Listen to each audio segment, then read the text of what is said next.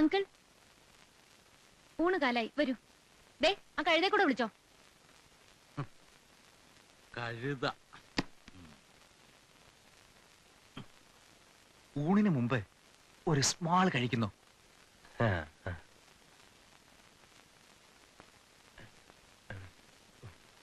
ഒരു ആപ്പറ്റൈസർ. നമുക്കിടയിൽ ഫോർമാലിറ്റീസ് ഒന്നും വേണ്ട. വേണ്ട, പിന്നൊരിക്കലാവാം. ഇതെന്താ ഇത്രയും ചോറ്? ഇപ്പൊ തന്നെ തടി അല്പം കൂടുതലാ. കൊളസ്ട്രോളിന്റെ ടെൻഡൻസി ഉള്ള ദേഹമാണെന്ന് ഡോക്ടർ അന്ന് പറഞ്ഞില്ലേ? ഏത് ഡോക്ടർ? എപ്പോ പറഞ്ഞു? ഒന്നും പറയണ്ട. ഒരു മാസത്തേക്ക് ഡയറ്റ് നന്നായിട്ട് നോക്കണം. വിഷ്ണുവിന് വല്ലതും പറ്റിയാല് ഏട്ടന് വല്ലതും പറ്റിയാല് എനിക്ക് വിഷമമുണ്ട്. ഇത്രയും ചോറ് കഴിച്ച് എങ്ങനെയാ ജീവിക്കുക? ഡാഡി ഒന്ന് വെറുതെ ഇരുന്നേ. ഡാഡിയാണ് ഈ ഏട്ടനെ കൊഞ്ചിച്ച് വഷളാക്കുന്നത്. എന്റെ ഭർത്താവിന്റെ ആരോഗ്യല്ലേ എനിക്ക് നോക്കിയല്ലേ പറ്റൂ.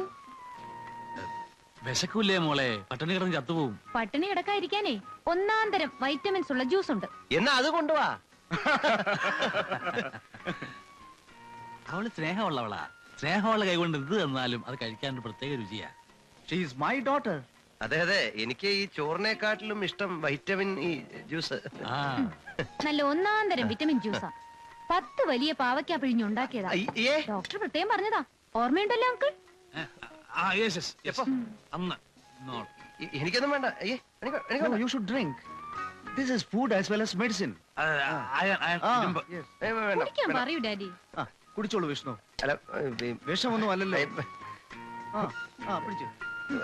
കുടിച്ചോളൂ. ഞാൻ കുടിച്ചോളാം.